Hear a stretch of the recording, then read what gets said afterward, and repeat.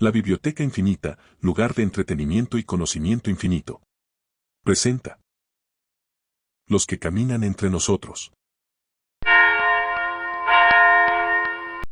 Primera parte, el Panteón despierta. El 25 de octubre, el Panteón de San Felipe se llenó de murmullos. No era aún Día de Muertos, pero el aire ya olía a cempasúchil, a copal, a pan de muerto con azúcar gruesa. Las familias llegaban temprano, como si el recuerdo no pudiera esperar. Las tumbas se vestían de papel picado, veladoras, retratos enmarcados con flores. En algunas lápidas, los nombres apenas eran legibles, pero los altares los gritaban con orgullo. Las casas del pueblo también comenzaban a transformarse. En las ventanas, calaveras de papel saludaban a los transeúntes. En los patios, las mesas se llenaban de ofrendas, mole, tamales, tequila, café de olla, cigarros, dulces, cartas escritas a mano. Pero no todo era tradición. En las esquinas, niños disfrazados de brujas y vampiros corrían entre las sombras, y calabazas talladas con sonrisas torcidas se encendían con luces parpadeantes. Halloween y Día de Muertos se entrelazaban como dos hilos de la misma tela, uno extranjero, otro ancestral, ambos llenos de fantasmas. Entre los visitantes del panteón, caminaban figuras que nadie había invitado. Un Catrín de traje impecable, con una rosa marchita en el ojal. Una llorona que no lloraba, pero cuyo velo parecía flotar sin viento. Un diablito que no hablaba, pero cuya sombra se alargaba más de lo que debía. La gente los veía, les tomaba fotos, les ofrecía dulces.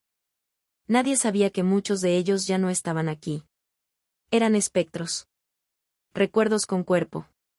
Personas que alguna vez vivieron, que murieron en estas fechas, y que ahora regresaban no como ellos mismos, sino como lo que el mundo decidió recordar, un disfraz, una figura, una caricatura de lo que fueron. El diablito, por ejemplo, se llamaba Juan. O tal vez Lucrecia. O quizá Rafael. Nadie lo sabe. Nadie lo recuerda. Solo queda el traje rojo, los cuernos, la sonrisa pintada. Lo que alguna vez fue una persona ahora es solo un símbolo. Porque a veces, la memoria no guarda nombres, solo formas. Segunda parte, los ancianos. Don Ernesto y doña Matilde caminaban tomados de la mano entre las tumbas. Él llevaba un sombrero de palma, ella un rebozo color vino. Sus pasos eran lentos, pero firmes. Sabían que el final estaba cerca.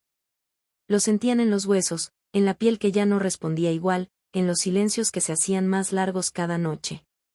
Pero algo extraño les ocurría, comenzaban a recuperar una sensibilidad que creían perdida. Se reían con facilidad. Se emocionaban al ver a los niños disfrazados. Se detenían a oler cada flor, a escuchar cada canción. Como si la cercanía de la muerte les devolviera la inocencia de la niñez, pero con el peso de los errores, de los amores que se fueron, de los hijos que ya no estaban. ¿Te acuerdas de Lupe?, preguntó Matilde, señalando una tumba decorada con papel morado. Claro que sí. Siempre traía dulces de tamarindo en los bolsillos. Murió en octubre, ¿verdad? Sí. Justo antes de que pusieran las ofrendas. Por eso nadie la recuerda como Lupe.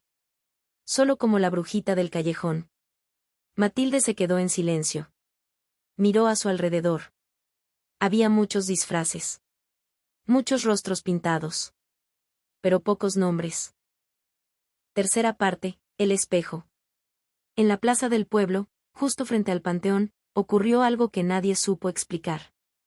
Una figura apareció entre la niebla, alta, delgada, envuelta en una capa negra que parecía absorber la luz. Era la muerte, al estilo Halloween. Con máscara de calavera, guadaña en mano, y un silencio que pesaba. Frente a ella, como si el universo hubiera decidido mostrarle su reflejo, apareció una Catrina. Elegante, con vestido largo, sombrero adornado con plumas, rostro pintado con precisión. Se miraron fijamente. La gente alrededor se detuvo. Algunos pensaron que era un performance. Otros, que era parte del desfile. Pero nadie se atrevió a hablar. Uno de esos personajes ya no estaba aquí. Uno de esos personajes tampoco lo sabía. La muerte y la Catrina se miraban como si compartieran un secreto. Como si fueran dos versiones de lo mismo. Como si el disfraz fuera una forma de seguir existiendo, aunque el cuerpo ya no estuviera. Don Ernesto y doña Matilde presenciaron la escena desde una banca. Matilde apretó la mano de Ernesto. ¿La ves?, susurró. Sí. Pero no sé cuál de las dos es real. Cuarta parte, el despertar del espectro. El Catrín caminaba por las calles empedradas del pueblo, entre altares encendidos y niños disfrazados. Su traje era impecable, su andar elegante, pero algo en él comenzaba a quebrarse. No sabía su nombre. No recordaba de dónde venía. Solo sabía que cada año, en estas fechas, despertaba con el sonido de las campanas y el olor a cempasúchil. Pero esta vez era distinto. Se detuvo frente a una casa con un altar sencillo, una foto en blanco y negro, una vela, un plato de arroz con plátano frito. La imagen lo inquietó. No por lo que mostraba, sino por lo que no mostraba. Era un rostro familiar, pero incompleto. Como si faltara algo. Como si fuera él. Se acercó. Nadie lo detuvo. Nadie lo miró. Solo la perrita del vecino lo observó con atención, como si pudiera verlo más allá del disfraz. El Catrín se agachó. Tocó la foto. Y entonces lo sintió, un vacío. Un hueco en el pecho. Una ausencia que no era física, sino de identidad. ¿Quién soy?, susurró. La vela parpadeó. La flor se inclinó. Y por un instante, el Catrín recordó, su nombre era Julián. Había muerto un 31 de octubre, atropellado mientras llevaba dulces a sus sobrinos. Nadie lo había recordado como Julián. Solo como el Catrín del callejón. Su rostro se había perdido. Su historia, diluida en el disfraz. Y sin embargo, ahí estaba. Caminando entre los vivos. Esperando que alguien lo viera. Que alguien lo llamara por su nombre. Quinta parte, los ancianos entre mundos. Don Ernesto y doña Matilde seguían caminando. Pero algo había cambiado. Veían cosas que otros no veían. Sombras que no eran proyectadas por la falta de luz. Rostros que no parpadeaban. Voces que no salían de bocas. ¿Te diste cuenta?, preguntó Ernesto. Sí. Hay personas que no están aquí, pero están.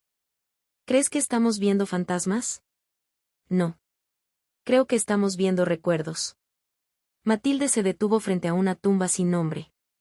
Solo tenía flores y una vela. Pero junto a ella, había una niña disfrazada de calabaza, sentada en silencio. No hablaba. No se movía. Solo los miraba. ¿Y si nosotros también estamos entre mundos?, dijo Matilde. ¿Cómo? Tal vez estamos tan cerca del final, que podemos ver el principio. Ernesto no respondió. Solo apretó su mano. Sintió el temblor. El miedo. Pero también la ternura. Porque en ese momento, entendió que los muertos no eran ajenos. Eran parte de ellos. Eran sus errores. Sus amores. Sus versiones pasadas. Y también sus futuros posibles. Sexta parte, compasión entre mundos. Esa noche, en la plaza, los disfraces se mezclaban con las almas. La muerte seguía ahí, con su capa negra y su guadaña. La Catrina también. Pero ahora, entre ellas, había otros, el Catrín que recordaba su nombre. La niña calabaza que había muerto sin ser llorada. El diablito que solo quería jugar. Los vivos los miraban sin saber. Los muertos los miraban con compasión. Don Ernesto y doña Matilde se sentaron en medio de la plaza. A su alrededor, los mundos se tocaban. Un niño disfrazado de vampiro ofrecía una flor a una mujer que no tenía sombra. Una madre encendía una vela sin saber que su hija la observaba desde el otro lado. Y entonces, Matilde lo dijo.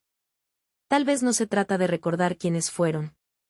¿Entonces de qué?, preguntó Ernesto. De verlos. De verdad. Aunque sea como catrinas, como esqueletos, como diablitos. De ver que siguen aquí. Que no se han ido del todo. Ernesto asintió. Cerró los ojos.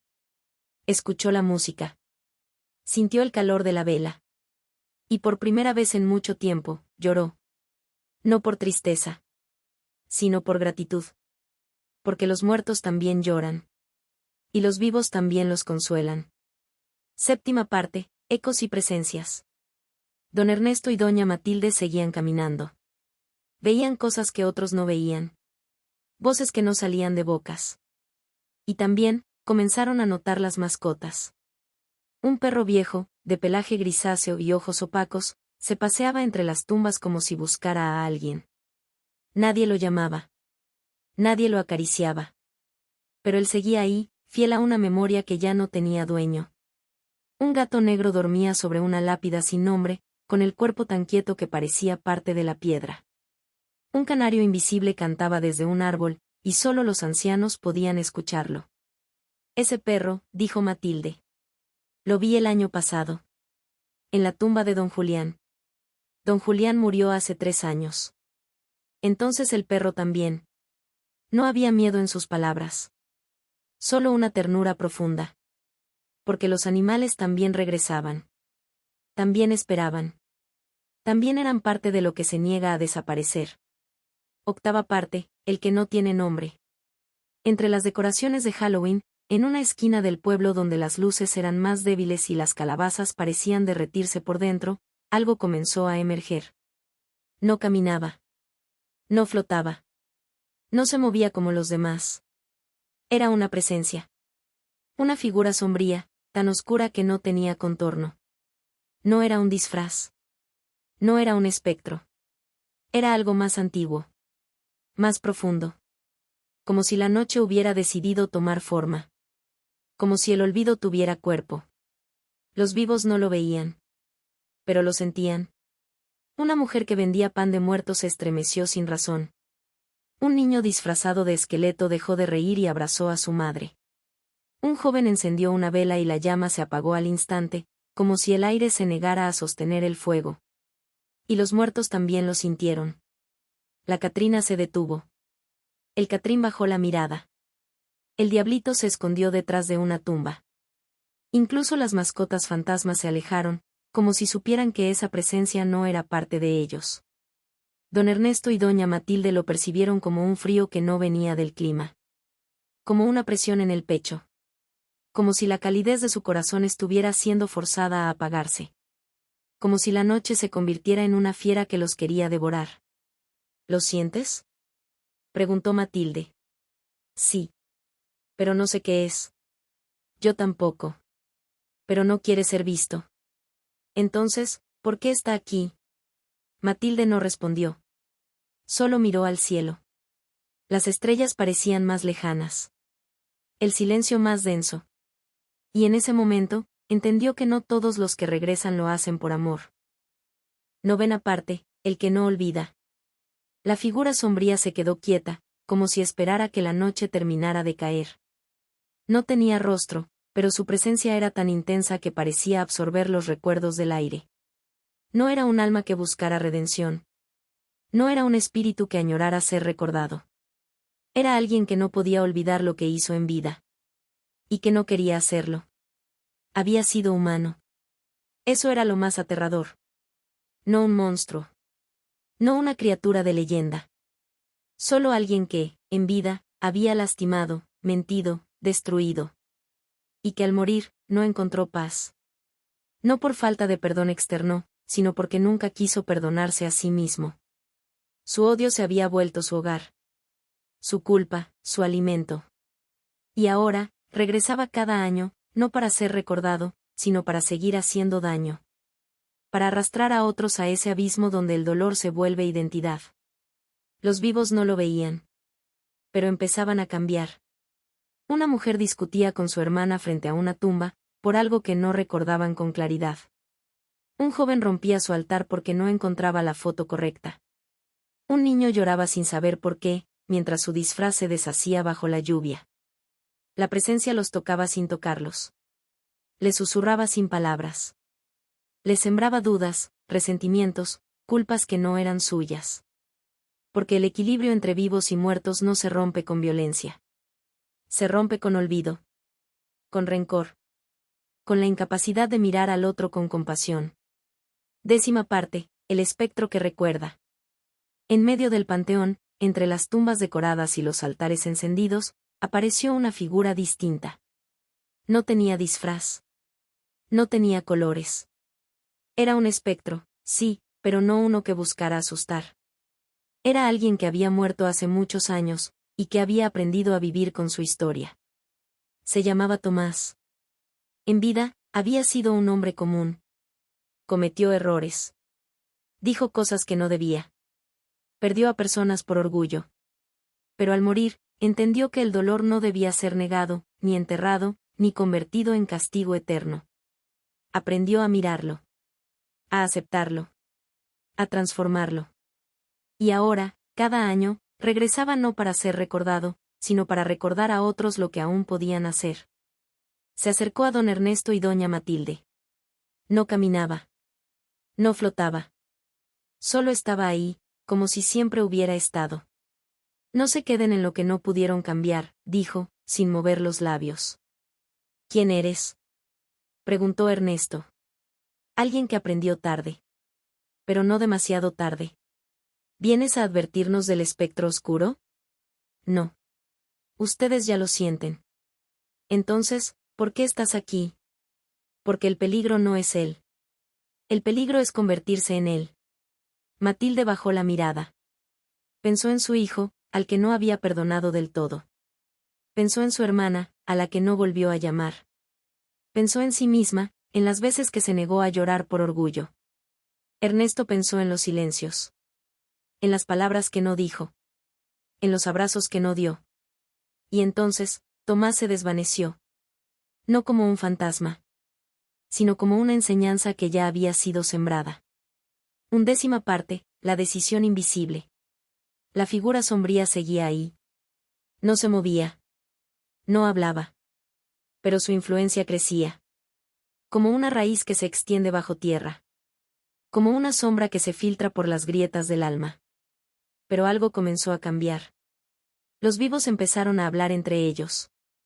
A compartir recuerdos. A encender velas con más cuidado. A colocar fotos con más ternura. Los muertos se acercaron. No para asustar. Sino para acompañar. Para recordar que el dolor no es un castigo, sino una señal de que algo importa. Don Ernesto y doña Matilde se tomaron de las manos. No dijeron nada. Pero en su silencio, había una decisión. No iban a luchar contra la oscuridad. Iban a mirarla. A entenderla. A no dejarse arrastrar por ella. Porque la compasión no es una debilidad. Es una resistencia. Y el perdón, aunque no borra el pasado, impide que se convierta en destino. 12ª parte, la grieta. La figura sombría comenzó a expandirse. No caminaba, pero su sombra se deslizaba por las calles como un derrame de oscuridad. Las luces de las veladoras se apagaban una a una. Las flores de cempasúchil se marchitaban sin tocarse. Las canciones que antes llenaban el aire se convertían en ecos distorsionados, como si la memoria misma estuviera siendo devorada. Don Ernesto y doña Matilde sintieron que algo dentro de ellos comenzaba a quebrarse. No era miedo. Era algo más profundo. Una tristeza que no tenía origen. Una culpa que no podían nombrar. Como si todos los errores que habían cometido, todas las palabras que no dijeron, todos los abrazos que negaron, se levantaran como espectros dentro de ellos. No puedo respirar, dijo Ernesto, con la voz quebrada. Yo tampoco, susurró Matilde, con los ojos llenos de lágrimas. ¿Y si ya es tarde? ¿Y si ya somos como él? La figura sombría se acercó. No con pasos, sino con presencia. Como si el aire se volviera más pesado. Como si el mundo se inclinara hacia el abismo. Y entonces, comenzó la batalla. 13ª parte, la batalla invisible. No hubo gritos. No hubo fuego. Solo una lucha silenciosa, como si el alma de los ancianos estuviera siendo jalada por hilos invisibles. Ernesto vio a su padre, gritándole que no era suficiente. Matilde vio a su hija, alejándose sin mirar atrás. Ambos sintieron el peso de los años, de las decisiones, de las ausencias. Y por un momento, quisieron rendirse. Quisieron dejarse llevar por esa sombra que prometía olvido. Que prometía descanso. que prometía no sentir más. Pero entonces, algo ocurrió. Una perrita fantasma se acercó y se acostó junto a Matilde, apoyando su cabeza en su pierna. Un niño disfrazado de calabaza le ofreció una flor a Ernesto, sin saber por qué. Un espectro con rostro borroso comenzó a cantar una canción de cuna que nadie recordaba, pero que todos reconocían. Y poco a poco, la plaza se llenó. Vivos y muertos. Mascotas y recuerdos. Todos juntos. Sin saber quién pertenecía a qué mundo. Pero todos sintiendo lo mismo, compasión. Una mujer encendió una vela y la protegió con sus manos. Un joven colocó una foto en un altar improvisado. Un gato fantasma se enroscó en los pies de Matilde. Un anciano que había muerto hacía décadas le susurró a Ernesto: no estás solo. La figura sombría se estremeció. No por miedo, sino por algo que no entendía. Porque su poder venía del aislamiento, del dolor sin consuelo. Y ahora, todos estaban unidos. No por fuerza, sino por ternura. 14ª parte, el umbral. Don Ernesto cayó de rodillas. Matilde lo abrazó. Ambos temblaban. Ambos lloraban.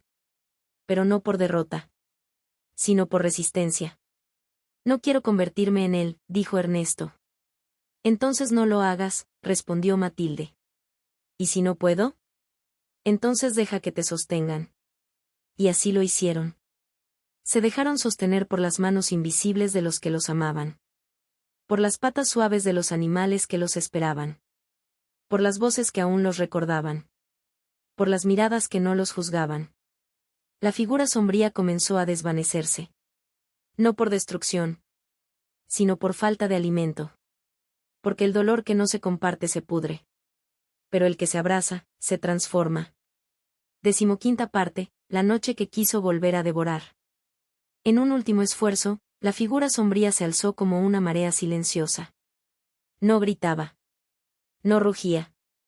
Pero su presencia era como un eclipse que no terminaba de pasar. Las calles se llenaron de un silencio que no era paz, sino suspensión. Como si el mundo contuviera el aliento. Don Ernesto y doña Matilde estaban de pie en medio de la plaza, rodeados por vivos y muertos, por mascotas y recuerdos. Pero la sombra los había alcanzado. Y ahora, comenzaba a hablarles desde dentro. ¿De qué sirve recordar si no puedes cambiar nada? ¿De qué sirve amar si vas a perderlo todo? ¿De qué sirve vivir si vas a fallar? Las voces no venían de fuera. Venían de sus propias heridas. De sus arrepentimientos. De sus silencios. Y por primera vez, los ancianos sintieron que estaban cayendo. No hacia la muerte, sino hacia la transformación. Hacia convertirse en aquello que habían temido, una sombra que se alimenta del dolor. Matilde vio su reflejo en una vitrina rota. No era ella. Era una figura sin rostro. Ernesto sintió que sus manos ya no eran suyas. Que sus recuerdos se deshacían como papel mojado. Y entonces, la noche rugió. No con sonido, sino con intención. 16ª parte, el abrazo invisible. Pero justo cuando la sombra moribunda parecía recuperar terreno, como si un agujero negro los fuera a devorar desde lo más profundo de su ser, algo se encendió. Una niña disfrazada de mariposa se acercó a Matilde y le ofreció una flor de papel. No dijo nada. Solo la miró con ojos limpios. Ernesto sintió una mano en su hombro. Era la de su hijo, que había muerto hace años. No como espectro, sino como memoria viva. Otras mascotas fantasmas rodearon a los ancianos. Un perro se acostó a sus pies. Un gato se enroscó en sus piernas. Un canario invisible cantó una melodía que solo ellos podían oír. Los muertos comenzaron a formar un círculo. No para proteger, sino para acompañar. Y los vivos, sin saber por qué, se unieron. Una mujer encendió una vela y la sostuvo en alto. Un joven comenzó a recitar los nombres de sus abuelos. Un niño abrazó a su madre sin razón aparente. Y entonces, la sombra se detuvo. No porque fuera vencida, sino porque fue vista. Porque el dolor que se comparte no puede devorar. Porque la compasión es una luz que no necesita explicación. 17ª parte, el sello. Don Ernesto y doña Matilde cayeron de rodillas. No por derrota, sino por rendición ante la vida. Ante lo que aún quedaba. Ante lo que aún podían sentir. La figura sombría comenzó a deshacerse. No como humo, sino como una historia que ya no se puede sostener. Porque incluso el mal más profundo, cuando es mirado con verdad, pierde su forma. Y en ese momento, algo se selló. No con palabras. No con promesas. Sino con presencia. La historia quedó grabada en el aire. En las flores. En las velas. En los altares. En los corazones de quienes estuvieron ahí, sin saber que habían salvado algo más que a dos ancianos. Habían salvado la posibilidad de seguir siendo humanos.